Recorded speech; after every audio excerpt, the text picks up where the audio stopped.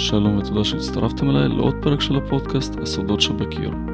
הפודקאסט על עולם הטכנולוגיה בענף הבניין. בפודקאסט נדבר על כל מה שהופך קוביית בטון לבניין מודרני. אני ליאור קברוג, ובפרק הזה נעסוק בתחום חשוב מאין כמוהו, שלצערי בפרויקטים רבים נופל בין הכיסאות. אנחנו נדבר על בידוד אקוסטי וטרמי. פתיח ומתחילים.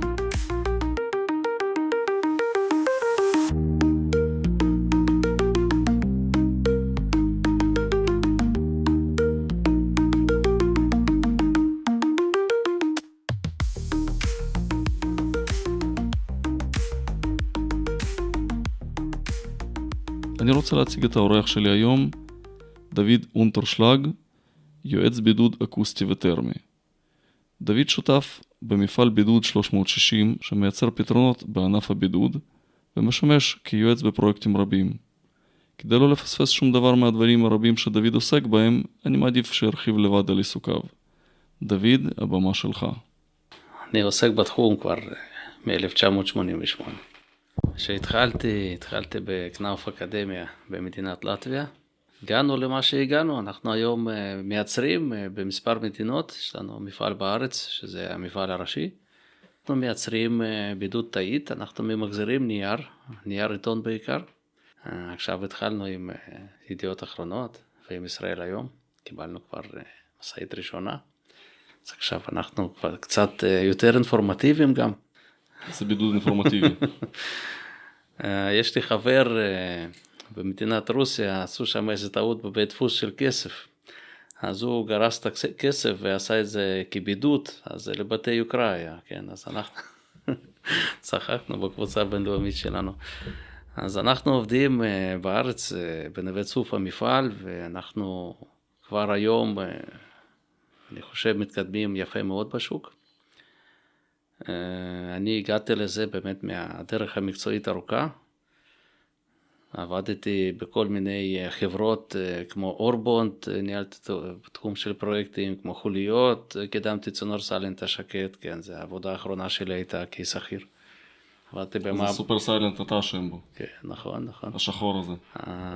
חוליות היום חברה בינלאומית בורסאית, חברה מאוד גדולה, אז היה מפעל בקיבוץ, לא היה כזה אימפריה כמו שזה היום. אני מכיר את הסופר סיילנט הזה מהעברור. אנחנו כשמתקינים מערכות עברור בדירות, כן. אז אנחנו מתקינים את זה עם סופר סיילנט, לא שומעים כלום. נכון שזה עובד. כלום, לא שומעים כלום, מצפים את זה עוד בגבס, מושלם. זה באמת עובד. ואז כל הזמן הייתי חושב על כל מיני דברים, למה זה עובד וזה לא עובד. ואיך לעשות שהכל יעבוד ובקלות. ב-2013 עבדתי בחול, באירופה, והכרתי צלולוז אינסטלושן. כל הבתים הסקנדינביים, האמריקאים, האירופאים, הרוסים, כולם עובדים עם זה. חזרתי ב-2014, חושב על זה, למה אין את זה בארץ. התחלתי לחקור. היו באמת כמה, וגם לפני 20 שנה. ספרייה בית הכרם בירושלים. יש להם ריסוס אקוסטי בתקרה של צלולוס, וכל אחד שהביא היה איזה קבלן, הביא לעצמו איזה בית קנדי, איזה בית אמריקאי, סיים את הפרויקט, וככה זה נגמר. באיזשהו שלב הפסקתי כל מיני עיסוקים, לקחתי עסק כזה לידיים, והתחלתי להביא את החומר ולהתחיל לעבוד בזה. איכשהו לקדם את זה בארץ, ואנחנו מ-2016 להיום הגענו למפעל מייצר. מפעל מייצר זה כבר קטגוריה מאוד חשובה. אנחנו היום נמצאים עם קו אחד עובד, קו אחד בדרך, ויש לנו עוד קו בדרך ועוד קו בדרך. אנחנו בקיץ נהיים 4 קווים. יפה מאוד. 4 קווי ייצור. 4 קווי ייצור כחול לבן. כן, כחול לבן. תמיד רצו להשתמש בכחול לבן, אבל במיוחד בתקופה הזאת. נכון. תקופה לא פשוטה. אנחנו באמת מרגישים כל יום, אנחנו מגיעים לכל מיני אנשים, ואנשים אומרים, אוי, זה מאוד מעניין, אבל כרגע עצרתי, אין לי פועלים, אין לי כספים, אני במילואים וכל מיני כאלו, אבל יבוא היום, כל טוב. העיקר להישאר אופטימי. אני מאוד אשמח אם בזכות הפודקאסט שלי יותר אנשים יחשפו למפעלי תעשייה ישראלים ויצרכו תוצרת כחול לבן. ספר לנו, למה דווקא בידוד תאית? איך בחרת דווקא את המוצר הזה? בכל העולם, רוב הפרויקטים בבנייה קלה, כל מה שקשור לקונסטרוקציות, עץ, פלדה כבדה, פלדה דקת דופן, כולם עובדים עם בידוד בתפזורת. כי עבודה עם תפזורת זה עבודה מכנית. ובעבודה מכנית אנחנו יודעים לעשות מילוי מלא. ומילוי מלא זה אומר שאין בכלל חיבורים, אין קשרים טרמיים, אין קשרים אקוסטיים, שזה מאוד מאוד חשוב. אני אעצור אותך, תסביר קשרים טרמיים, קשרים אקוסטיים. פשוט מאוד, יש לנו פה חיבור של שתי יחידות. החיבור הזה, וחיבור הזה, וחיבור הזה, וחיבור הזה, וכל חיבור, לפי הנתונים הסטטיסטיים, מקטין 20% מהיכולת של החומר. אני רק אסביר את מה שאתה מראה לי עבור המאזינים של הפודקאסט. בחדר שבו אנחנו מקליטים, יש בידוד אקוסטי שמורכב מפאנלים בגודל 30x40. לפי מה שאני מבין ממך, כל חיבור בין הפאנלים מקטין את יכולת הבידוד בכ-20%. כשספק עשה בדיקה במעבדה, הוא בדק יחידה. היחידה נותנת לנו איזשהו נתון. החיבורים נותנים לנו פחות 20%. אולי פה מעניין לדבר על בנייה מבלוקים, כי בבלוקים יש הרבה חיבורים. ב-300 מטר יש לי אולי 5% חיבורים. בחיבורים האלו יש לי גשר טרמי וגשר אקוסטי, מול הבלוקים האקוסטיים או הטרמיים. הבטון שנמצא ביניהם. כן, כן. אם אני שמתי בלוק היתוק או בלוק פומיס, וביניהם שמתי מילוי, המילוי לא היתוק ופומיס, המילוי חומר אחר, או מתנהג אחרת. כמו כל החגורות והעמודים מהבטון, הם גם כן מתנהגים אחרת. עכשיו בארץ יש לנו תקינה. תקינה מ-2019 אומרת, אם אני רוצה לבודד עמוד בטון בבניין, אני צריך לעשות 3 סנטים חומר בידוד. לפני היה טיח טרמי שכבר לא מעניין, אחר כך היה 2 סנטים, עכשיו 3 סנטים של נגיד קלקר. ואז יצא לי איזושהי דיסבלנס בין הבלוק לבין הבטון. אז אתה צריך בעצם או להקטין את הבטון או להגדיל את הבלוק כדי שהם יהיו באותו קו. נכון, ובמילים אחרות אני צריך לעשות טיח בחינם. כי אני סתם מתייך וכל מטר של טיח עולה כסף, זה גם עבודה, זה גם חומר. כי אם בלוק שלי 22, אז העמוד בולט, אם הבלוק שלי 25, אז צריך להגדיל את העמוד. ובכל הסיטואציה הזאת שאני אעשה, איך שאני לא יהפוך את זה, אקח מצלמה טרמית, תמיד יהיה לי הבדלים. תמיד יהיה לי גשר טרמי, או בבלוק או בעמוד, או בחיבורים או בכולם. ואני לא יודע למה השוק כל כך אוהב כל מיני בלוקים משופרים. לדעתי אין בזה שום הצדקה. אם אני עושה עמוד בטון 20, אני אקח בלוק בטון 20, בלוק הכי פשוט. במטר מרובע יש לי 12.5 יחידות של בלוקים. אם אני חסכתי בבלוק, אני לא מגזים על בלוקים דור 3 של 20 שקל. אני אקח בלוקים פשוטים, פומיס, איתום, כן? מול בלוק בטון רגיל 5 שקלים, 12.5, זה מעל 60 שקלים הרווחתי. למטר רבוע. למטר רבוע. לקחתי 60 שקל, קניתי חומר בידוד, עשיתי כל הקיר, ויש לי גם תוספת כסף מהעמודים, כי אני לא צריך לקנות קלקרדקס ב3 סנטים עובי, ולא צריך לעבוד בזה. אני לוקח בידוד, עושה כל הקיר, בלי להבדיל, בלוק בטון, לא יהיה לי גשר טרמי, הכל יהיה הומוגני, יכול לעשות את זה בצד החיצוני, יכול לעשות את זה בצד הפנימי, זה כבר הרצאה אחרת, באיזה צד לבודד. אבל העניין הכלכלי פה הוא מאוד פשוט, אנחנו יודעים לחסוך כסף, אנחנו יודעים להגדיל עובי של הבידוד, לתת דירוג אנרגטי למבנה יותר גבוה, הדירוג אנרגטי זה חיסכון באנרגיה, זה כסף, במוצרי חשמל אנחנו מכירים את זה מצוין. אנחנו מכירים את זה בפן של המיזוג, כמה עולה לנו מיזוג, ואנחנו גם מתחשבים בזה המון כשאנחנו מתכננים מערכות מיזוג בבתים פרטיים, בפנטאוזים, בדירות שפונות לצדדי שמש, רוב הבזבוז נעשה דרך הקירות. או חלונות. שוב, חלונות... או גם וגם גג. זה נכון, למרות שמבדיקה שעשיתי בזמנו, רוב הבזבוז הוא דרך הקירות, לפחות בארץ. היה מישהו שפשוט הלך, והאמת הוא בחן בתי מלון. והוא הלך מבית מלון לבית מלון עם מצלמה טרמית, לבדוק, כי כולם שמים היום חלונות טריפלקס, כדי שלא יהיה רעש, כדי שזה יבודד טרמי, אבל לא מתייחסים מספיק לקירות, והקירות מעבירים טמפרטורה מצד לצד. זה נקודה מעניינת, בקירות אני יכול לתת נתונים הרבה יותר טובים ממה שחלון יודע לתת. העובי של הקירות זה דבר מאוד חשוב. אנחנו היום הולכים לרכוש דירה מקבלן, אנחנו קונים לפי מטרים, ומשלמים ארנונה לפי פינה חיצונית, גם בבנייה פרטית. ואז עובי של הקיר הוא גורם מעניין. אם אני יודע להקטין עובי של הקיר ל5-10 סנטים, אני יודע להרוויח עוד 1 או 2 מטר מרובע. כפול כמה שנים שאתה הולך לחיות בבית הזה? כפול עשרות אלפי שקלים עלות של המטר, ופה אני חסכתי כסף לבנייה. ואיך עושים את זה? עושים את זה בבנייה קלה. כי בבנייה קלה הקיר תמיד יהיה יותר דק עובי מבנייה קונבנציונלית, מבלוק בטון, וגם היתרון הענק של הקונסטרוקציות, שכל העובי אנחנו יודעים לנצל לטובת בידוד.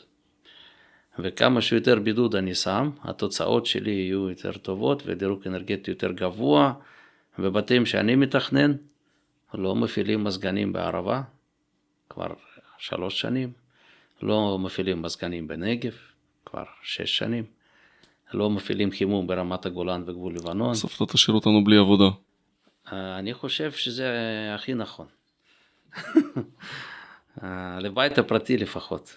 בכל מקרה, כן, אנחנו פותחים מרפסות, יוצאים, כן, זכוכיות, זה ויטרינות, אז צריך מזגן. אבל יש הבדל בין להתקין מערכת יקרה לבין להתקין מערכת קטנה. מזגן קטן לקיר. אני בעד ניצול אנרגטי של מה שיש. השמש נותנת לנו אור, בוא ננצל אותה. אנחנו יכולים לבנות בית מבודד, בוא נבנה אותו מבודד. זה עוד נקודה, תכף נרחיב עליה. אני רוצה טיפה להתמקד במיזוג אוויר. שאני בונה מבנה קונבנציונלי או מבנה לא נושם, מתקין כל מיני מוצרים שהם לא נושמים, כמו קלקרים נגיד, שגם יש מגבלה בשימוש רק בצד החיצוני. בתקרות מאוד נפוץ לעשות קלקר בטקל, מעל תקרות בטון. לאן יוצא האוויר החם? אנחנו מתחילים לאגר אותו. ברגע שאני מאגר אוויר חם, אני מפעיל מזגן. כשאני מפעיל מזגן, אני מבזבז כסף. ומה עם תחלופת אוויר? בתקן בנייה ירוקה נדרש 30 קוב אוויר צח לאדם בחדר תוך שעה. שום חלון פתוח לא יודע לתת את זה, ואם מבנה סגור, מה נשאר לי? מערכת וערף ומיניקת אוויר צח, או מכשירי רקופרציה. אף אחד לא עושה את זה בבנייה פרטית. לאט לאט עושים. כן. אנשים מבינים שהאיכות החיים זה לא בדיוק הצורה, שזה גם מעניין, אבל זה אפשר לתקן. האיכות החיים זה באמת הנחות הטרמית והאקוסטית. שבן אדם הולך לישון, הוא ישן טוב כי יש לו מספיק חמצן. שזה גם חשוב. וזה היקר. וילדים לא חולים, וגם אנחנו המבוגרים לא חולים בכלל, כי הבית מהגן עלינו. זה לא כמו שבבנייה קונבנציונלית, טיפה משתנה מיזוג אוויר, מלא חולים.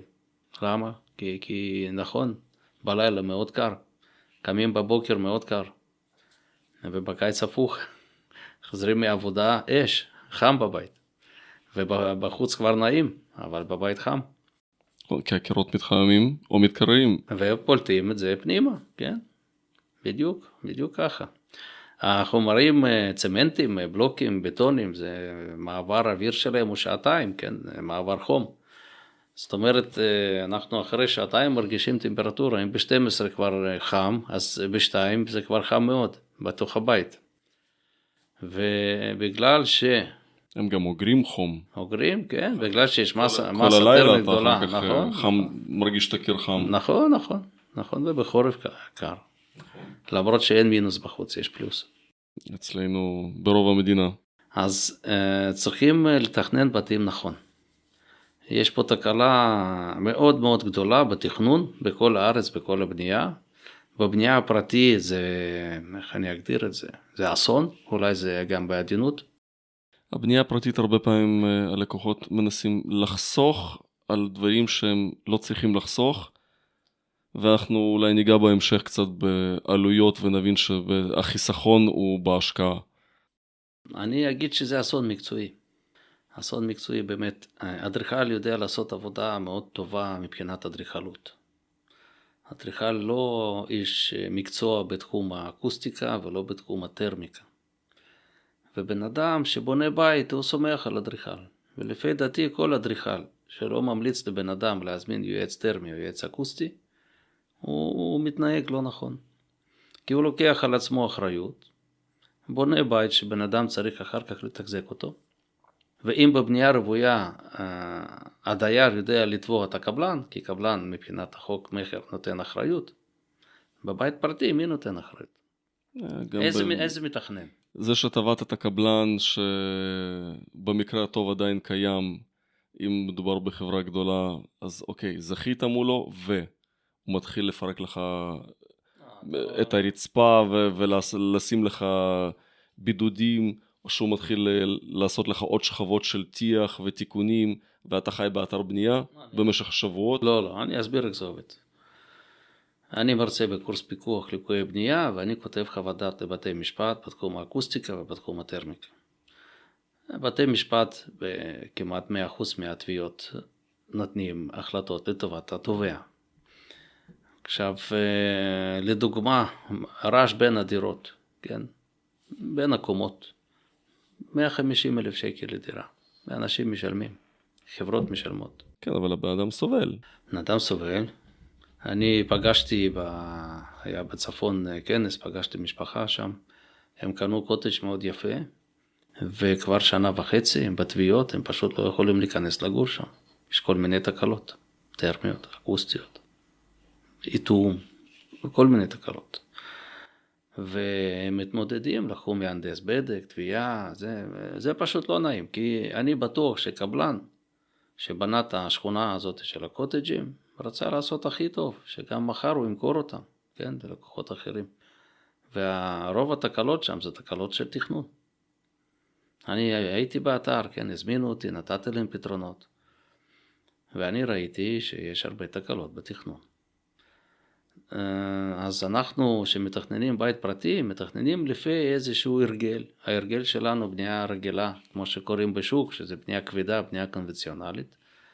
וההרגל הזה לפי דעתי הוא טעות גדולה. היום לבנות עד 4 קומות גובה בקונבנציונלי, זה טעות.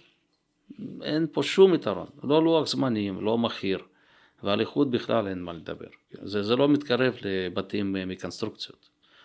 אם אנחנו ניקח לדוגמה בתים מפלדה דקת דופן, שזה גודל כל שנה ויש עוד מפעלים ועוד יבואנים, אז אתה מקבלים בית פלס, פינה 90 מעלות זה 90 מעלות.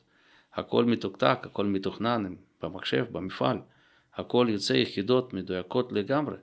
מבחינת החוזק לירידת אדמה זה פי 2 מבתים של בלוק בטון, זה 10 ריכטר יודע להחזיק, יש בדיקות בעולם, ולא 5 כמו הבתים האלו. זה מתאים גם לבנייה רוויה עד 4 קומות? בארץ עד 4 קומות, בעולם בונים יותר. בתקופה האחרונה, בגלל המצב הביטחוני, הרבה ממ"דים חילקו ברחבי הארץ, גם בצפון, גם בדרום כמובן. ושאני ממשיך על הממ"ד, ממ"ד זה גם חדר שיכול להיות חדר נעים. ומ-2016 תקן מאפשר לעשות בידוד של הממ"דים בצד הפנימי, עם פרופיל 37 מילימטר, עם לוח גבס, ואפשר להתקין בידוד איכותי, ולקבל בית שהוא ממ"ד, שהוא יהיה גם טוב אקוסטי, יהיה פחות עט, והוא גם יהיה מאוד טוב טרמי. בצד הפנימי אנחנו יכולים לעבוד עם בידודים מינרליים או בידודים טבעיים. אסור לעבוד עם פולימרים. הקלקר, ה-XPS, אסור מבחינת בטיחות אש, המוצרים האלו פולטים גזים רעילים בשריפה ובהתחממות. אז זה בדיוק המגבלה. בכל העולם אגב, לא רק בארץ. הם לא מכירים את התוצאות. אנשים לא מתעמקים. אחת הסיבות שאני השקתי את הפודקאסט, כדי שהמתכננים והבונים יבינו מה ההבדלים במערכות, בכל מה שסובב את המערכות, על מה לשים לב, על מה לשים דגש. כי באמת, כמו שאמרת, אותו אדריכל, הוא אדריכל מצוין, הוא יודע לתכנן את החוזק של המבנה, הוא יודע לתכנן את כל מה שנוגע לאדריכלות, את החלוקה, את העומסים, אבל הוא לא מכיר את תחום האקוסטיקה, הוא לא מכיר על בוריו את התחום הטרמי, כמו שהוא לא מכיר על בוריו את תחום המערכות. המומחיות שלו לא בזה. הרבה פעמים, בעיקר קבלנים קטנים או בונים פרטיים, חוסכים את היועצים שמסביב. זאת אומרת, מישהו לא חייב לקחת, הוא לא לוקח. אני מקבל אליי לא פעם תוכניות של וילה, או של איזשהו משרד לא גדול או מפעל לא גדול, אין שם יועץ חשמל, ואין שם יועץ מיזוג, ואין שם את כל היועצים שמחויבים להיות, אבל הם חסכו אותם, כי זה עוד 20,000 שקל לפה, ועוד 20,000 שקל לפה, ופשוט אומרים, אוקיי, אנחנו נחסוך פה על יועצים, שבעלי המקצוע יתמודדו עם זה, שיעשו תכנון ביצוע. יש מעט כאלה שיודעים לעשות את התכנון ביצוע, אוקיי? יש בעלי מקצוע מצוינים, אנחנו לא היחידים בשוק, יש לי אחלה קולגות שיודעים את העבודה, וגם אתה כשמבצע את הבידוד במפעל לא צריך יועץ חיצוני. אבל לרוב הקבלנים הם לא ככה. רוב השוק הוא לא כזה, ולכן הלקוחות נופלים בין הכיסאות, כי גם כל אחד מציע פתרון אחר, ולבחור את הפתרון הנכון ללקוח אין אפשרות, כי הוא לא בקיא בזה. אני מקווה שאולי עם הפרק הזה אנחנו נשפר קצת את ההבנה בתחום האקוסטי והטרמי. למה אנשים בונים ככה? התשובה היא פשוטה. אדריכל לא מבין בזה. קבלן לא מבין בזה. זה מקצועיות. סוף כל סוף אנשים הבינו שלחבר לוח חשמל צריך חתימה של מהנדס שהוא מבין. בביטונים צריך לעשות בדיקה עם מעבדה כדי להבין אם הביטון עומד בחוזק. זה כן, קונסטרוקטור צריך לחתום. מצוין, זה מבינים. ומה עם טרמיקה, אקוסטיקה, זה לא מעניין. נכון, בן אדם לא ימות מזה. הוא ימות בהליך איטי, אם זה חומרים רעילים. כשבונים בית צריכים לעשות חישוב ל10 שנים, לא למפתח. מפתח זה רק חצי דרך. זה רק התחלנו. ההצעות אחר כך. ואם אני צריך לתקן ניקוזיים, או בידודים, או אקוסטיקה, זה הרבה כסף. אפשר כל זה לחסוך. עכשיו, השוק הזה שלנו היום, הוא שוק של מערכות, באמת. למערכות היום יש דרך טובה, אנשים מוכנים להשקיע, לשים מתחת לפלטה 60,000 שקל בחימום תת-רצפתי שהם לא צריכים אותו. להשקיע במערכות מיזוג אוויר יקרים, שהם גם כן אין צורך, רק צריך לבנות אחרת. אבל יש פה שיטות, עומס ופרסומים, ובכל פינה יש פרסומים של כל מיני דברים שבעצם לא צריך אותם. תשמע, בתור מי שיש לו תואר שני בשיווק, אז לגמרי הכל עובד על שיווק. אנחנו סופגים שיווק מכל הכיוונים, ולאקוסטיקה אין שיווק. יש שיווק חזק למערכות VRF, יש שיווק חזק כמו שציינת, חימום תת-רצפתי כזה או אחר, או כל מיני פתרונות טרמיים, אבל אפילו לבלוקים טרמיים. בלוקים זה מלחמה. אבל למוצרי אקוסטיקה אין שיווק. אני חושב שאתם אשמים בזה. צריך ללמד את השוק. אני עושה את זה, אני מרצה. אני עושה את זה באמת. אני מרצה לפיקוח, אני מרצה למהנדסים מימוני אנרגיה. אני חושב שזה צריך להגיע מהלקוחות קצה. אני הולך לתערוכות, אני מרצה בתערוכות, בקנה תערוכה בכנס לפני 3 שנים נתתי הרצאה. השנה בצפון עכשיו היה כנס גדול, שם נתתי הרצאה. אני משתדל לעזור, אני באמת, גם הפודקאסט שאנחנו עושים, אני מקווה אנשים יראו, זה יעזור להם. אני גם מאוד מקווה, זאת המטרה, אנחנו שנינו הולכים להשקיע לא מעט זמן פרטי שלנו, כדי שאנשים קצת יכירו את זה יותר. אני רוצה לדלג איתך לשאלה של רעש. התחלת לדבר על זה קצת. אני אמשיך את נושא הלקוחות הפרטיים, כי זה בעיקר באזורי מגורים. אנחנו נתקלים לא פעם ברעש חריג ממיזוג אוויר. גם במעידים, בעצם אנשים שומעים רעשים כשהם מפעילים את המזגן והם נמצאים בתוך הבית, וגם בחוץ, שכנים שמתלוננים על הרעש שנפלט בעצם מהמעבים. ההצהרה של היצרן שזה מעבה שקט, אבל יש כמה כאלה שנמצאים בתוך איזשהו כוך שמייצר הד נוסף.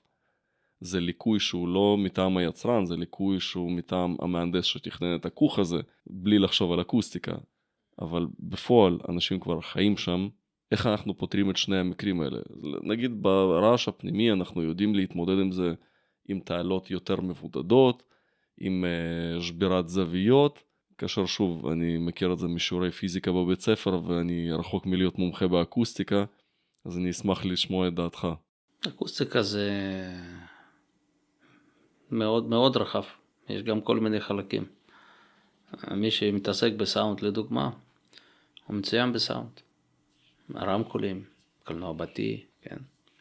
עכשיו אני מתמחה יותר במבנה. זה משהו יותר מעניין אותי, וזה באמת תחום לפי עצמו.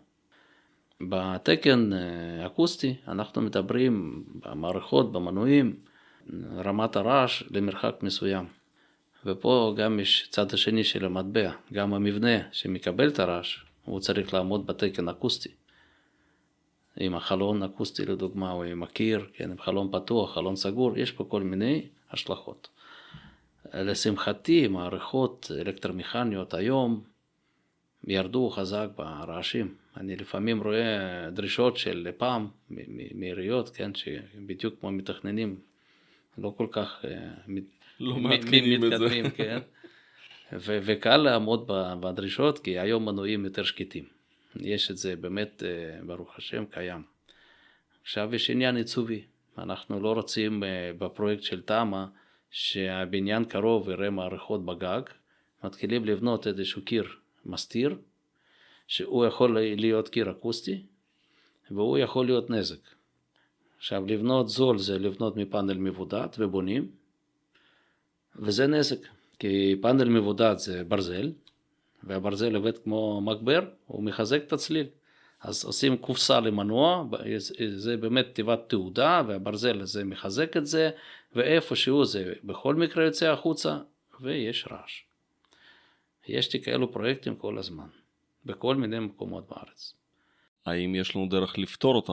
איך יש לנו אפשרות על מקום שכבר חי, עובד, איך אנחנו מפחיתים את רמות הרעש האלה כדי שהשכנים ירדו מאיתנו? קודם כל צריכים לקחת בחשבון שההגדרה של תקן זה איזשהו סף מינימלי. כמו שאומרים, מתחת לתקן זה כבר אסון. אז תקן מביא אותנו לאיזושהי נקודת התחלה. אוזן שלנו קולט מ-10 דציבל. והתקן מדבר על הפחתה של 48. זאת אומרת, אם יש משהו מעל 58 dB מאחרי הקיר, שזה יכול להיות מערכת סטריאו, אנחנו שומעים, מפריע לנו. אבל קיר כן עומד בתקן. המתכנן עשה עבודה נכון. לגבי הפחתת רעש בין קומות, זה באמת מכה של המדינה. יש לנו מוצר סטנדרטי, פלציף, או שעוד שמות, עוד חברות, שהוא מוצר מצוין. באמת, כל פעם שאפשר לעבוד איתו, אני ממליץ. אבל יש לו תקלות ברגע שאין עליו מספיק משקל. ובגלל שאנחנו בונים בגובה ובונים ממדים, הגובה של הרצפה, אנחנו קובעים לפי רצפת ממד. לפעמים זה יותר מ-15 סנטי, לפעמים זה פחות. איפה שיותר, בגדול, לא נתקלנו בבעיות, איפה שפחות, יש כשל. עכשיו, אני פיתחתי עירייה אקוסטית עם מפעל אופרטקס פה בארץ, שהיא עירייה כבדה משקל, מבד ממוחזר. זה גם מוצר נותן ניקוד בבנייה ירוקה, וגם מוצר מאוד אפקטיבי, והוא מתאים גם לפרקטים, גם למדיה מתפלסת, וגם לחצץ מינימליסטי. אנחנו עשינו בדיקות ברעננה, בבניין ישן עם 5 סנטים חצץ, שזה בעצם כל השיפוצים בארץ, כל הבנייה הישנה, ואני מאוד ממליץ במוצר זול, ואפשר להשיג אותו בחנויות, זה כבר 4 שנים, 3-4 שנים בשוק. וזה גם מאוד נוח לעבודה, זה מאוד גמיש, כי זה בד, יש שם פוליטילן תפור, יש את החירור של המחטים, אז זה עובד פעמיים, כאילו סופק את הגלי קול חוזרים. יופי של מוצר נגיש וזול. אנשים מבינים שאם הוא בנה בניין ו3 דירות הוא שלם 150,000 על הפחתת רעש בין קומות, והעירייה שלנו צריכה להוסיף עוד 500 שקל לדירה, אז זה לא רלוונטי. זה כבר לא משנה. הולך לאיבוד בתוך התקציב של הפרויקט. ויש פה בעיה טכנולוגית, כבר נגענו בזה.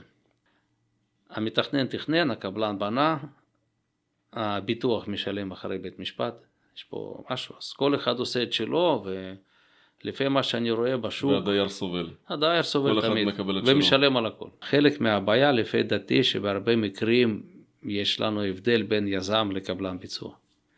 כי יזם הוא קנה קרקע, הוא רוצה להרוויח כסף, הוא מתחיל לחפש דרך מכרז קבלנים, איזה קבלן זול, הקבלן שזכה עד שעלה לקרקע לקח זמן, עד שקיבל אישור בנייה, ואז כבר הוא רואה שתקציב לא כל כך מספיק, אז הוא עושה מכרז לכל שלב, וחוסך בכל מקום, ולהגיד לו תוסיף 500 שקל לדירה, פתאום יקר לו, מבחינת הפחתת רעש בין דירות, ודייר סובל.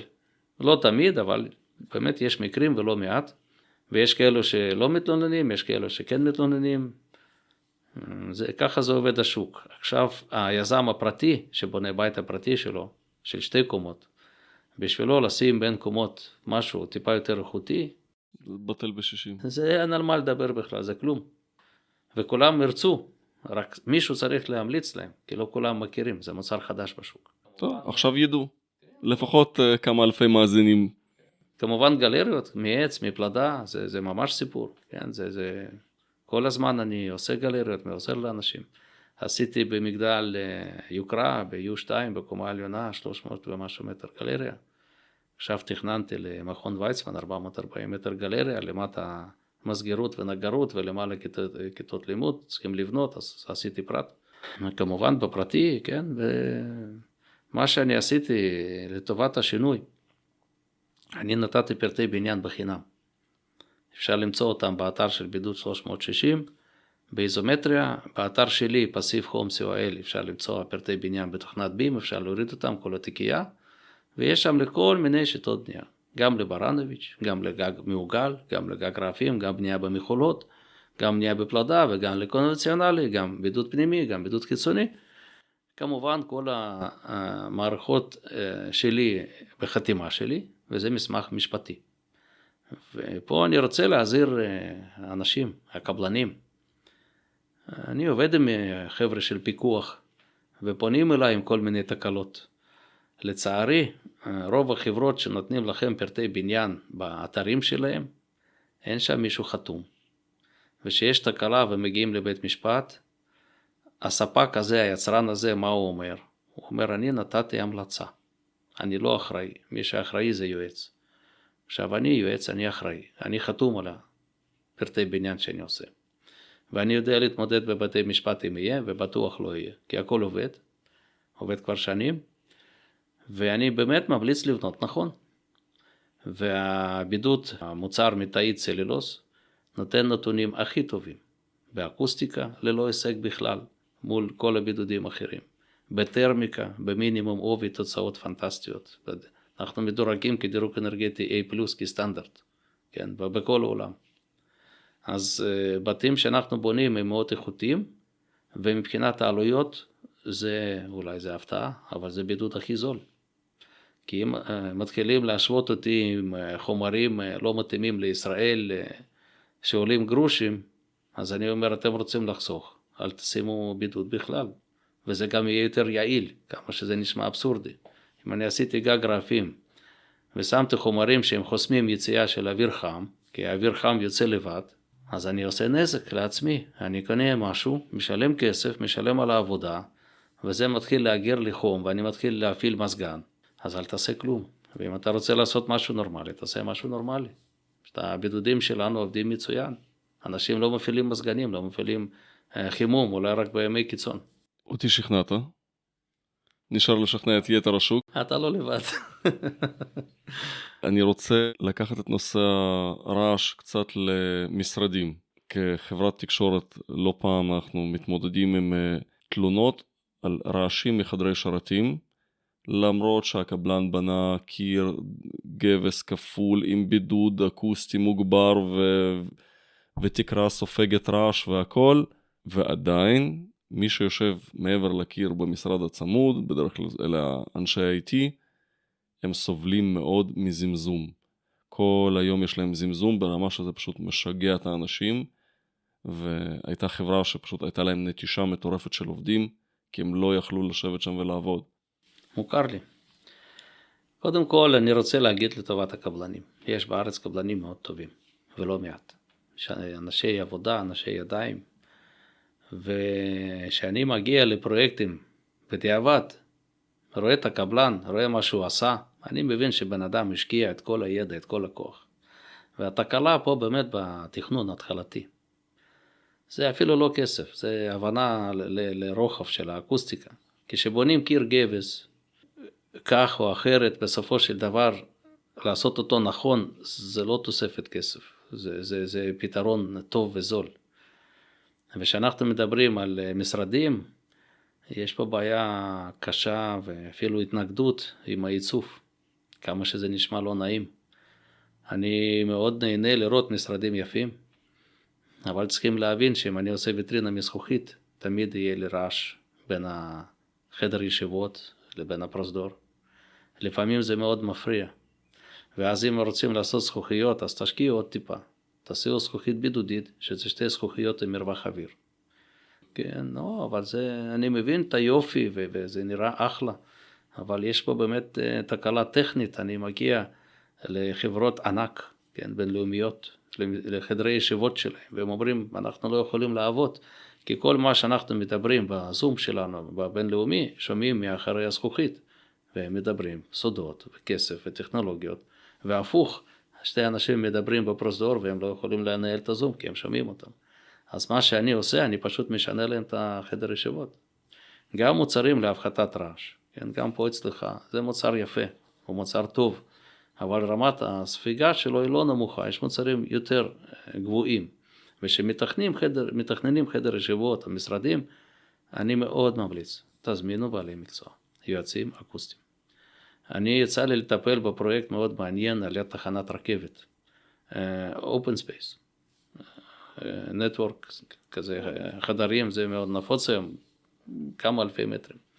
הזמינו אותי טיפה מאוחר, כרגיל, אבל איכשהו תכננתי, איכשהו עזרתי, ובסופו של דבר קבלן בא, וקבלן אומר, למה אני אקנה את זה? אני אקנה את זה, מה שהוא מכיר, במקום לקחת בידוד 360, לקח בידוד מינרלי, ומה אחר כך? אחר כך יש להם תקלה. הזמינו אותי פעם שנייה, אני באתי ואומר, יופי, אני רואה מקום עובד, הכל נראה דבש, למה הזמנתם אותי? אומרים, כי זה לא עובד, אני מתחיל לחקור, אני מבין ששמו משהו אחר, לא מה שאני תכננתי, ואני אומר, חבר'ה, עם כל הכבוד ועם כל הרצון, אבל שמתם משהו אחר. וצמר זכוכית בגלילים שאוהבים לשים אותו בקירות בין המשרדים, שזה תקין, אני לא אומר תקין, זה לא מספיק טוב, מה לעשות, הוא יודע לתת מה שהוא יודע לתת. אם אתם רוצים חדר שקט, צריכים להשקיע קצת יותר, צריכים לשים צמר סלעים 80 קילוגרם. אם רוצים להגיע לרמה עוד יותר טובה, צריך לשים בידוד בתפזורת או במזרונים, תלוי בגודל של הפרויקט, זה יהיה גם פחות כסף והרבה יותר אפקטיבי. וזה תמיד מפתיע אנשים, אומרים, גם יותר טוב וגם יותר זול. יש לי שאלה אליך, בנושא תאית בתפזורת. מבחינת המערכות שעוברות בתוך הקיר, ראיתי שאתם מזריקים את התאית בעצם לתוך קיר קיים כבר, כשיש בפנים צנרת, יש בפנים שקעים, יש בפנים את כל... שאגב, השקעים הם לא תמיד סגורים הרמטית, הקופסאות של השקעים לא סגורות הרמטית. הבנתי שא' היא לא דליקה. גם לא מעביר חשמל. שזה טוב. זה חשוב. עד כמה זה סופג לחות? המוצר, הנתונים בינלאומיים, יש גם אגודות של תעשיינים, 1,001 בדיקות בכל מיני מדינות, אז נתונים הם מאוד מדויקים וברורים. עד 80% מהמשקל מוצר יודע לקבל לחות, ונשאר באותם נתונים, בגלל שזה מוצר טבעי, הוא יודע לחזור להיות למה שהוא היה קודם, אז לחות לא מפריע לו, התאית הוא אחד המוצרים היחידים שיודע לאזן לחות, הוא גם מקבל, גם משחרר, למשל מינרלי נפגע פעם אחת ולתמיד, והפולימרי הוא לא מעביר לחות, יש פה חיסרון, כי אנחנו צריכים מבנה נושם, והמוצר מתאית הוא מוצר לאורך שנים. אוקיי, אז זה נשמע אחלה, אבל מה המינימום שיהיה לנו כדאי בעצם להזמין? אני בונה עכשיו חדר או שניים בתוך המשרד, ואני רוצה לבודד אותם. האם זה לא יעלה לי יותר מבידוד רגיל? בסוף הקבלנים והלקוחות רוצים להשקיע, אבל עד גבול מסוים. זה נכון, אבל אולי זה הפתעה, המוצר של תאית הוא הכי זול. פשוט צריכים לקחת משהו מתקרב לתוצאה. זה לא יהיה באותה תוצאה, אבל לפחות מתקרב לתוצאה. כשאנחנו מדברים על אקוסטיקה, פה בארץ מכירים ריסוס אקוסטי בתקרות. אז אנחנו מייצרים מוצר כזה, ויש לנו בצבעים, לבן, שחור, אפור, כן, ועשינו לא מעט פרויקטים, גם במגדלים, כל מיניהם, וגם בתעשייה, וגם במחסנים רובוטיים. מוצר מוכר. כן, ובמשרדים באמת נפוץ, ולהפחתת של עד זה מוצר הכי טוב שיש, והוא גם הכי זול שיש. זה יותר זול מתקרה פריקה, ויותר זול מגבס מחורר בתקרה, ויותר זול כל מיני מוצרים אחרים. זה עניין עיצובי. עניין עיצובי, בדיוק, ואם אנחנו צריכים טכני, אז זה המוצר.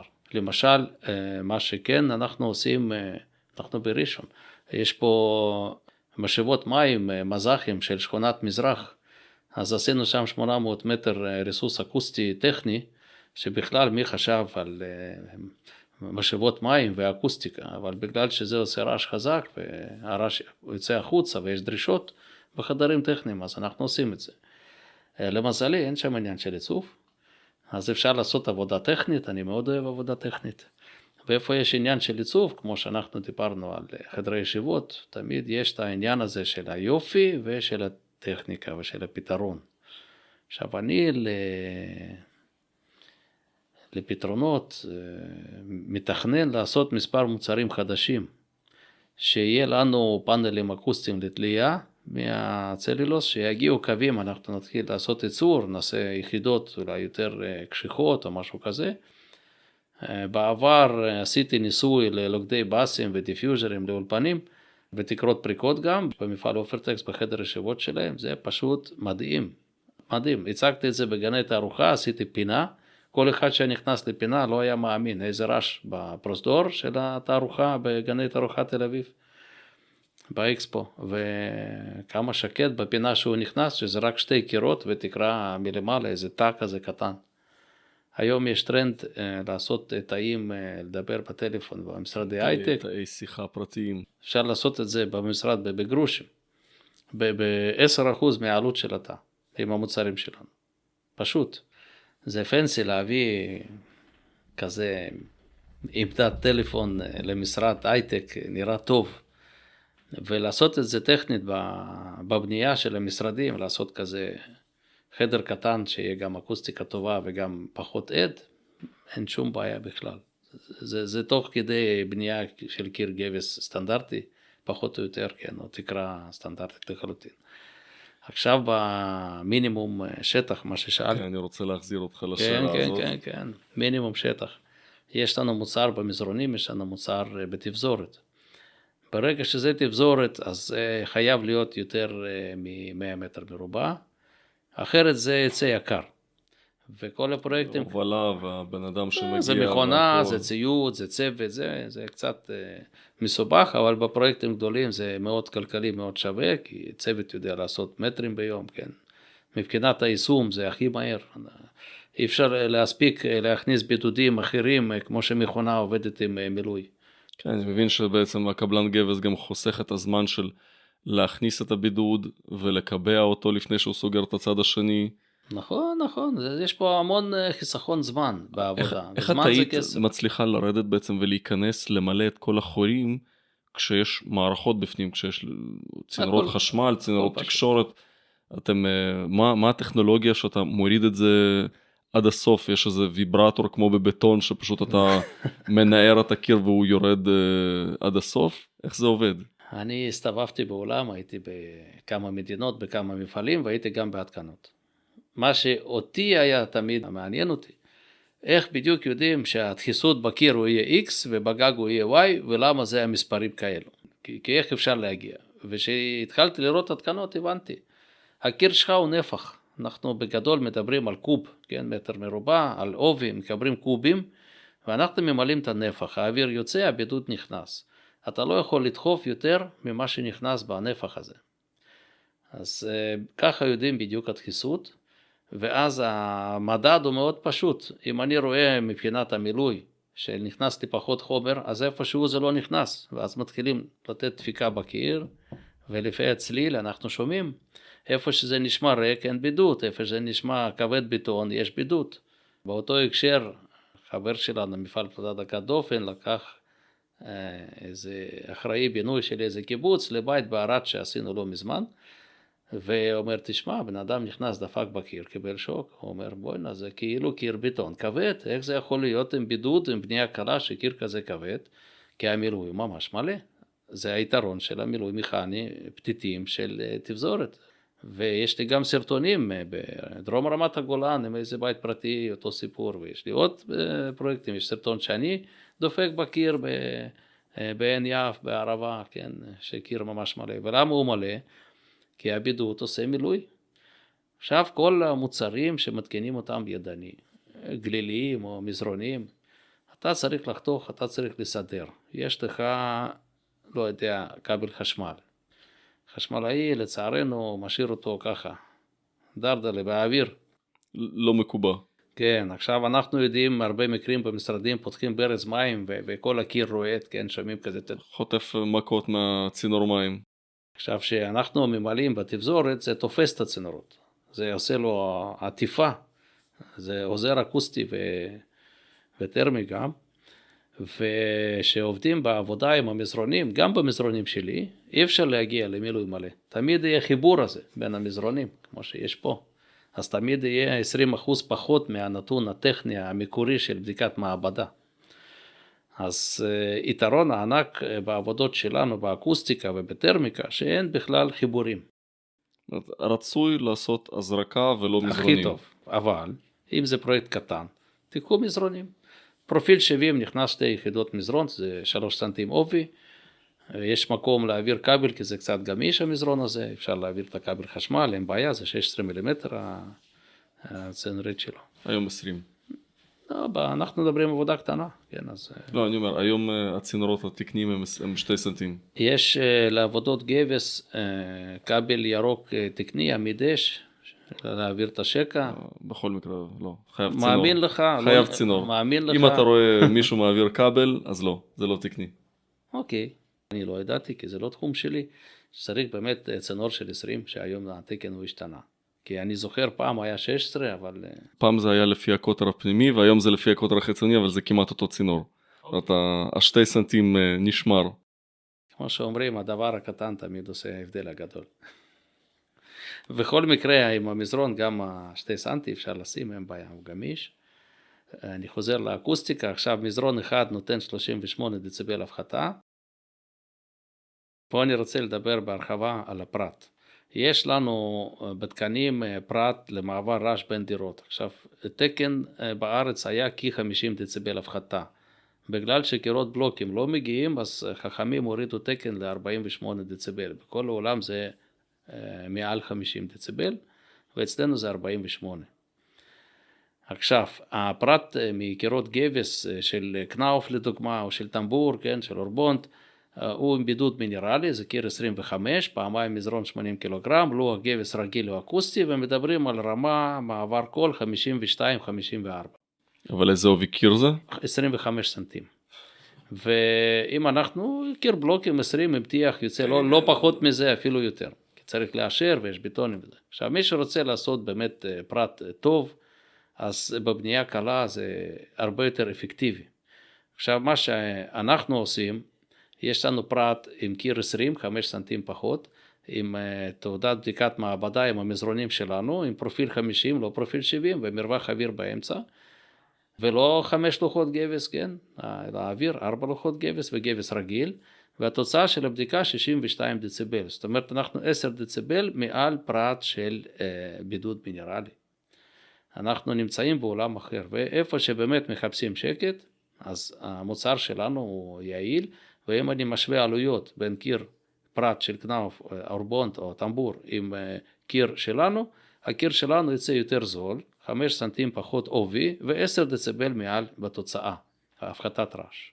אז יש רק יתרונות, וגם יש חיסכון אנרגיה הרבה יותר טוב, כי המוצר שלנו הוא אגירת אנרגיה, קיבול חום C, הוא ברמה של 2.1, הבטון הוא 1, ופה כמה שיותר יותר טוב, ולדוגמה קלקר הוא 0, לקלקר אין אגירת אנרגיה, הקלקר הוא... הוא בעצם המבודד הטוב ביותר מבחינה טרמית? הוא ממש כמו עירייה, באקלים החם הוא לא מתאים. באקלים הקר הוא מתאים כי הוא עושה חסימה של הברחת חום, וגם בצד של החיצוני של המבנה, ואז הקיר בטון בלוק מאגר, כאילו, כן, והאגירה שלו 1, אבל בידוד תאית. 5 סנטים של תאית שווה ערך ל2 מטר בטון, מבחינה טרמית. אנחנו יושבים במשרד שהקיר שלו הוא קיר גבס 10, פרופיל של 7, 2 צדדים גבס. עד כמה אנחנו יכולים בקיר כזה להפחית לעומת הבידוד הסטנדרטי שיש לי פה בתוך הקיר? אם זה 10, אז זה אומר שפלטה אחת מכל צד. נכון. יופי.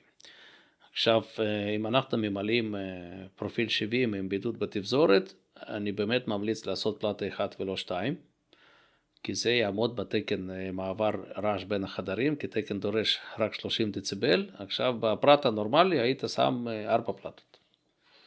ואם אנחנו מדברים על בידוד מינרלי בגלילים, ששוק אוהב את זה, כי הוא זול, אז פה צריך לעשות חשיבה ולהתקין את זה לפי תקן. והתקן דורש לעבוד עם המתלים מיוחדים, כן, כמו שיניים כאלו, כי המזרונים זוחלים.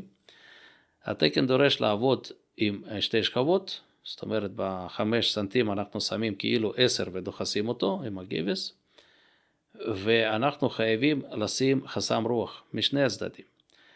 חסם רוח מבחינה שחרור חלקיקים רעילים, כן, אם תסתכלו על האריזה מאחורה בבידודים מינרליים, שם כתוב הכל, משקפי מגן, קדים אביים לאוורר וכאלו, ואז שאני שם חסם רוח, זה גם צריך להיות חסם לחות, כי הבידוד מינרלי נפגע מלחות, וב-20 מעלות צלסיוס 50% לחות, יורד ב-60% מהנתונים הטכניים שלו בדיקות מעבדה.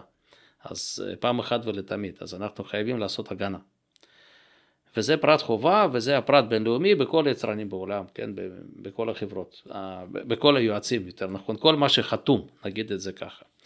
עכשיו, אם אני עושה חשבון עם צמר זכוכית 24 קילו, 2 שכבות בפרופיל 70, מוסיף לזה עלות של המתלים, מוסיף לזה חסם רוח ועדים, ולי יש מוצר כזה, כן, אני מצאתי פה בארץ, זה כולו 2 שקל למטר, כן, עולה, כלום כסף. אז אם אני משווה את החתך הזה לבידוד בתפזורת, אז בידוד בתפזורת יוצא אפילו בפחות כסף. מול צמר זכוכית 24 קילו פעמיים, לפי התקנים, עם מטלה ועם 2 חסם רוח, שעולה 2 שקל למטר. כולו 4 שקל הוספתי להם, ועוד מטלה נגיד, כלום, 5 שקלים כולל התקנה. ואז פה, גם פה אנחנו מתמודדים, אבל מקבלים קיר עולם אחר לגמרי, גם מבחינה אקוסטית וגם מבחינה טרמית. ולמה חשוב לנו טרמית? אנחנו יושבים במשרד, מפעילים מזגן. ברגע שאני חיביתי מזגן, 5 דקות צריך להפעיל עוד פעם, הכל ברח. ולמה זה בורח? כי הצמר זכוכית בתקיסות נמוכה, המעבר אוויר מאוד מהיר, והכל בורח. אין לו הגירה טובה, ההגירה שלו היא גם נמוכה. והתאית יש לו הגירה גבוהה, ומעבר אוויר הוא איטי, ואז אם אני הפעלתי מזגן 10 דקות, זה מספיק לי ל3-4 שעות. כי אני שומר על הטמפרטורה. ופה בסופו של דבר אני חוסך כסף למשרד שלי, כי חשבון חשמל אני משלם, אני דייר. נכון. וזה אנשים לא חושבים. הם מזמינים קבלן, יאללה תרכיב לי, תעשה לי קירות גבס, תשים לי בידוד זול, מה זה משנה. ומבחינת מעבר רעש, מישהו מדבר בטלפון בחדר אחד, ובחדר השני כבר אי אפשר לעבוד. ובכל מיני משרדים של להשכרה כאלו חדרים, כן, חלוקה, V-Works וכאלו, כן, שם זה ממש מכה. והם עושים גם זכוכית מקדימה, וזכוכית בקופסה קטנה, תיבת תעודה, בגובה, כן, יש שם באמת עבודה, צריך תקרה אקוסטית, והם עושים לו בטון, ככה גלוי, יפה, אדריכלי, לא יודע מה. להשקיע כמה שפחות. אולי, כן, לחסוך. ובמקרים כאלו באמת צריך לעשות ריסוס אקוסטי, שיהיה אפור, אין בעיה, צבע של בטון, אם רוצים, או שחור או לבן.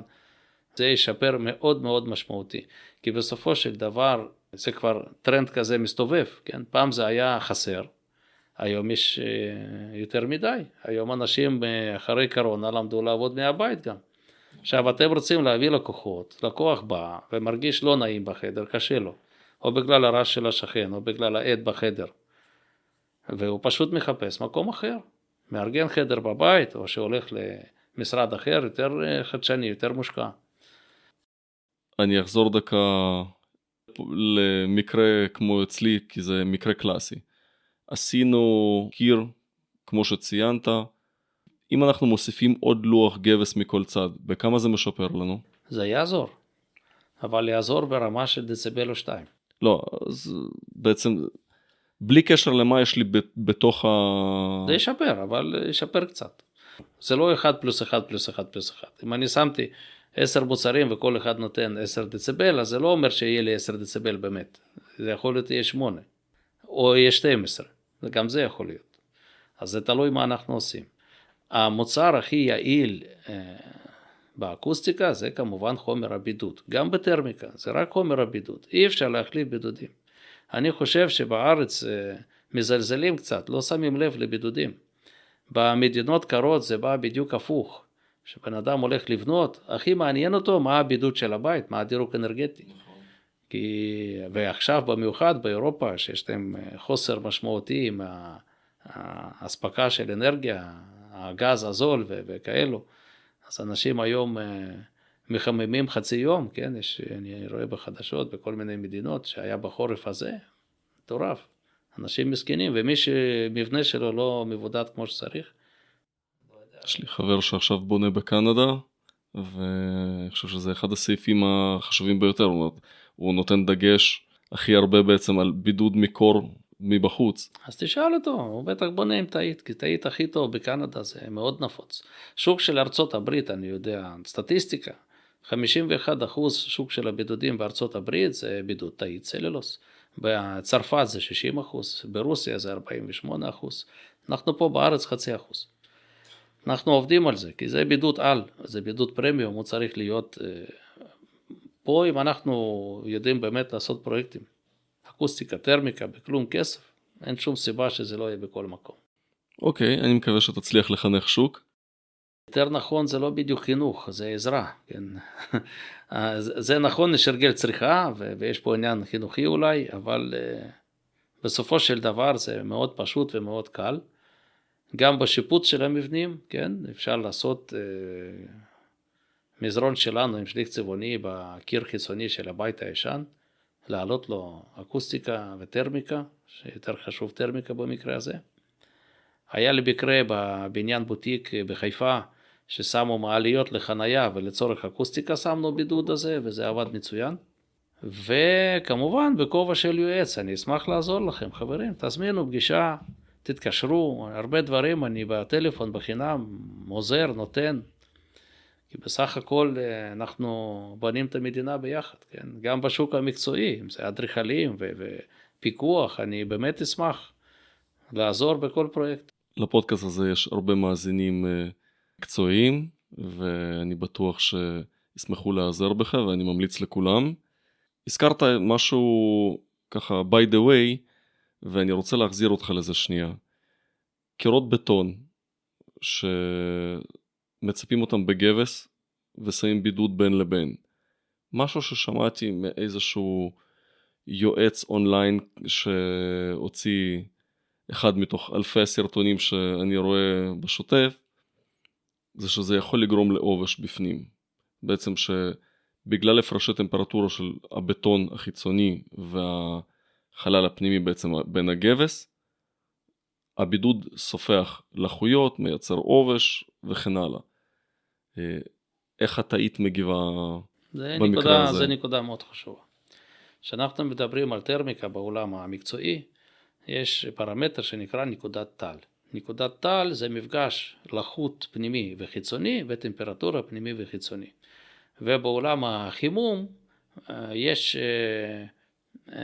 מחשבונים שאפשר להכניס את החישוב, ואז המחשבון נותן בדיוק איפה תהיה נקודת טל בפרמטרים של החתך קיר כזה או אחר, מצד כזה או אחר, עם חומר כזה או אחר. עכשיו, אם אנחנו מדברים על לחות, לחות יכולה לקרות רק באזורים יבשים. אנחנו גם צריכים להבין שאזור הלח אצלנו זה אזור א', מישור החוף, יש הרבה לחות מהים, וגם בגבעות של ערים. כן, הרי ירושלים, רמת הגולן, יש שם לחות, במדבר אין לחות, כן, ובאזור B, שהוא הרוב המדינה, זה בסימן שאלה. עכשיו דיברתי על לחות חיצונית. איפה שיש לנו באמת לחות, זה לחות הפנימית. ומה שבן אדם אמר על קיר בטון, גבס ובידוד בפנים, כנראה הוא התכוון על בידוד מינרלי. ובידוד מינרלי נפגע מלחות. ואז באמת חייב לשים חסם רוח ולחות, שדיברתי על זה, וזה פרט חובה. משהו המליץ שם זה בעצם אומר, חברים, עדיף אל תשימו בידוד בכלל, מאשר תשימו בידוד שבעצם יעלה עובש בהמשך. לא, אם לא לשים בידוד בכלל, יהיה פטריה בגלל החיצוני. אז הוא אומר, הלחות מצטברת בעצם על הבטון הקר, ובבית חם, ויש עיבוי פנימי בתוך הקיר, וכל זה נוזל למטה ומתחיל לגדל שם עובש. לפי מה שאתה מספר עכשיו, אני מבין שזה בן אדם שלמד בחול, במדינה קרה. והוא לא מתייחס בכלל למדינה חמה. ואנחנו מדינה חמה, אנחנו מדינת ישראל. זה חום. אז אמרת משפט יפה, בחוץ יהיה קר, בפנים יהיה חם. אז בפנים, בחורף, לפי הטבלאות, אמור להיות 22 מעלות צלסיוס, טמפרטורה נוחה לבן אדם. בן אדם צריך 23 בממוצע, 24 בקיץ, 22 בחורף. עכשיו, אם אצלי בחוץ, לפי הנתונים הסטטיסטיים של מדינת ישראל, טמפרטורה נמוכה בממוצע פלוס 5, לא, פלוס 5, כן, ו-38 בטמפרטורה גבוהה, ממוצע ארצית. נכון, יש אזורים שיש מינוס 1, מינוס 2, כמה ימים בשנה, פעם בכמה שנים, אבל יש את זה, קיים. ומה זה אומר בעצם? פה אני עכשיו רוצה להפוך את זה לדירוג אנרגטי. אם דירוג אנרגטי שלי A+, זה 24 מעלות צלסיוס, הפרש טמפרטורה, פנים חוץ, ללא חימום, ללא קירור. שעד מינוס 2 אני לא מפעיל חימום, וזה בדיוק בתים שאני עושה. עכשיו הבעיה שלי יותר בביטון, כי הביטון הוא לא יודע לתת נתונים האלו. הבידוד תאית נותן את זה בקלות, בהליכה, בעובי של 20 סנטים, בדיוק העובי של הביטון. והביטון לא יודע לתת את זה, צריך לעבוד עם חומר בידוד. עכשיו, לפי מה שהוא אמר, יש עוד נקודה. אם הוא שם בחוץ מוצרים פולימרים, פוליסטירן, פוליאוריתן, החומרים הקלקר שאנשים מכירים בשם מסחרי, אז חומר הזה לא נושם, וכל הלחות הפנימית אין לה לאן ללכת, וזה נשאר בביטון. ביטון מקבל כמה שהוא יכול לקבל, 12.5 מעלות צלסיוס פלוס, 50% לחות, תנאים אידיאליים לפטריה. ואז בגג ששמתי קלקר עם בית קל, או בקיר שסגרתי עם קלקר, יכולה להיות באמת פטריה. ואם אני שמתי גבס בצד הפנימי, אני פשוט מסתיר את זה. ואם שמתי גבס עם בידוד פנימי, יש לזה יתרון, זה בדיוק הפוך ממה שהוא אומר. כי בגבס עם בידוד פנימי לא יהיה לי פטריה. אני מסתובב בפרויקטים בכובע של יועץ, מתכנן וחוות דעת משפטי, כן, לבדק בית. יש בארץ שיטה נפוצה שזה ליקוי בנייה ברור. שמים שיטת ברנוביץ', חתיכת קלקר ובלוק. עכשיו בקומה הראשונה יש פטריית יובש מעל הפאנל, ואנשים לא יכולים להבין מאיפה. אין נזילות, איתום תקין, הכל תקין. הכל מאוד פשוט. לחות פנימית, אין לה לאן לצאת, בלילה יותר קר, הופך להיות למים. מהקלקר מתחיל לרדת לקומה הכי נמוכה, ובקומה הכי נמוכה אנחנו רואים פטריה. זה קורה גם בבניינים של 5-6 קומות ו4 קומות, וגם בווילות של 2 קומות. אנשים מזמינים אותי ולא יודעים לגלות את הבעיה. בן אדם בא עם מצלמה טרמית, הוא לא מזהה. וזה הבעיה בדיוק בגלל נקודת טל, בגלל הלחות שאין לו לאן לצאת. ופה אני חוזר שבאקלים שלנו עדיף שמבנה ינשום, כי חום יודע לצאת לבד, לא צריך להפעיל מזגנים. חוסכים אנרגיה, חוסכים כסף, גם במזגנים אפשר לקנות מערכת יותר פשוטה, יותר זולה. ובגלל שבית נושם יש תחלופת אוויר יותר טובה. יש רק יתרונות לבנייה קלה. עד 4 קומות גובה, אני חושב מישהו בונה אחרת ולא בנייה קלה עד 4 קומות גובה, הוא פשוט עושה טעות, הוא לא מבין מה הוא בונה. ופה אני פונה לאדריכלים, אדריכלים יקרים, תעשו טיפה סוויץ' בהבנה, בבקשה מכם, תתנו ללקוחות שלכם מוצר פרמיום, בית פרטי, איכותי. תתחילו לבנות כמו שצריך, בנייה קלה עם בידוד תאית, כמו שעושים את זה בכל העולם המתקדם. כי השוק הפרטי בעולם המתקדם, ברוב המקרים, עובד עם חומרים אקולוגיים טבעיים, והבידוד טבעי, אנחנו חלק מהטבע. זה לא מגרד, ואנחנו יכולים לאכול את זה בגוף כדי לשחרר. כן, זה נייר. ומה זה נייר? נייר זה עץ. יש פה תעשייה מעגלית. אחת התכונות החזקות של התאית, הוא מקטין הפחתה של פליטת CO2, ומנקה חלקיקים רעילים באוויר, VOC. יש לזה מחקרים. וזה חומר בידוד או חומר מוצר בחומרי בנייה, היחידי בכלל שיודע לעשות את זה. רק צלולוס, רק תאית. אני מבין שהיום אתם היצרן היחיד בישראל. כרגע כן.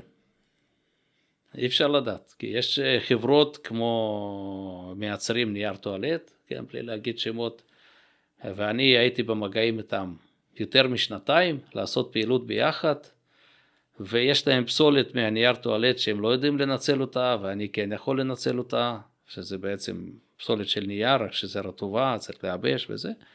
אבל כמו שקורה בכל חברה גדולה, עד שהספינה הזאת זזה, זה לוקח המון זמן. גם החליפו שם חברה, אז גם החליפו מנכ"לים, אז הכל לזה. אנחנו בינתיים אמרנו, אוקיי, נתחיל במה שאנחנו יכולים, נתחיל לבד. אני אשמח אם יהיו פה עוד מפעלים. תשמע, אני מאחל לך שיהיו לך מתחרים, כי זה אומר שהשוק לומד וצומח. כן, יש דוגמה טובה, מפעלי גבס, כן, אני עבדתי באורבונט בדיוק בתקופה שטמבור אמר שהולך להקים מפעל. זה היה התקופה שעבדתי באורבונט. נכון להיום יש 2 מפעלים עובדים ויש לא מעט יבואנים, והם מדברים על הקמה של עוד מפעל, ולכולם יש מספיק עבודה, כי השוק הזה הבין שלא הגבס הוא מוצר מצוין, זה טיח, פשוט טיח יבש. הוא קל, הוא נוח ויש לו כל מיני שימושים, כן, לחדרים רטובים ולעמידות אש גבוה, יש כל מיני לוחות. אני אישית מאוד אוהב לוחות גבס ואני חושב זה יתרון. אנשים, הרבה יותר קל לבנות איתו. כן, אנשים טיפה קיבלו ראש לא נכון בגלל הדפיקה בקיר, אומרים לא, זה נשמע ריק, אז זה נשמע ריק לא בגלל גבס, זה נשמע ריק בגלל הבידוד שמאחריו. אם בידוד שמאחריו אין לו מספיק משקל, ויש לו, למשל בפרופיל 70, שמים מזרון צמר סלעים 80 קילוגרם בעובי 5, אז יש 2 סנטים אוויר, וזה תיבת תעודה, בטח שיהיה עד. שעובדים עם בידודים שלנו בתבזורת, זה מלא לגמרי, זה כמו קיר עץ, כמו קיר בטון, קיר כבד. אקוסטיקה וטרמיקה צריכים משקל, זה נכון. קיבול חום, כן, זה חשוב. אני אשמח לעזרה של מתכננים, אדריכלים, כן, לקידום של מפעל אקולוגי. המפעל שלנו הוא תעשייה מעגלית, המפעל היחידי בארץ שהוא תעשייה מעגלית. אנחנו לוקחים פסולת, עושים מוצר, המוצר ניתן לשימוש חוזר ולמחזור חוזר. אז ממש תעשייה נקייה. אם מפרקים משרד שהייתה בו תאית, אז שולחים אותה אליכם בחזרה. לא, אתה אוסף אותו, בונה קיר חדש, שם אותו בתוך מכונה וממלא בקיר חדש שלך. ואת לא קורא איתו כלום במהלך השנים. לא קורא איתו כלום. 50 שנה הוא יודע לעבוד. 20 שנה אחריות של יצרן. ככה זה בכל העולם, זה לא שאנחנו שונים ממפעלים אחרים. יפה מאוד. נשמע מצוין. אני רוצה להודות לך. אני אישית החכמתי, יש הרבה מאוד דברים חדשים שלמדתי. אני מקווה שגם המאזינים. תודה רבה לך, תודה על הידע, תודה על התרומה. אני מודה לך על ההזמנה ועל השיחה. אפשר לפנות אלינו. אני אשמח לעזור חברים, דברו איתי. חברים, אני מזמין אתכם להתייעץ, להכיר, ללמוד, ונתראה בפרקים הבאים. תודה שהאזנתם לי עד סוף הפרק. אני מזמין אתכם להמשיך לעקוב אחרי הפודקאסט שלי ולהצטרף לקהילת הפייסבוק הסודות שבקיר. בקהילה אתם יכולים להעלות שאלות שמעניינות אתכם, ואני מבטיח לתת תשובה מהירה ומהימנה. חלק מהשאלות ירוכזו לפרקים של שאלות ותשובות, וחלק מהתשובות אף יכולות להתפתח לפרק שלם. בנוסף, אם אתם מכירים אנשים מעניינים מהתחום שירצו להתראיין לפודקאסט, אתם מוזמנים להפנות אותם אליי או לשלוח לי את הפרטים שלהם. כמובן, לא לשכוח לדרג את הפודקאסט 5 כוכבים ולשתף אותו לכל מי שהתחום מעניין אותו. אני זמין לרשותכם בכל הפלטפורמות, כל פרטי ההתקשרות מופיעים בתיאור של הפרק. תודה שהאזנתם וניפגש בפרקים הבאים.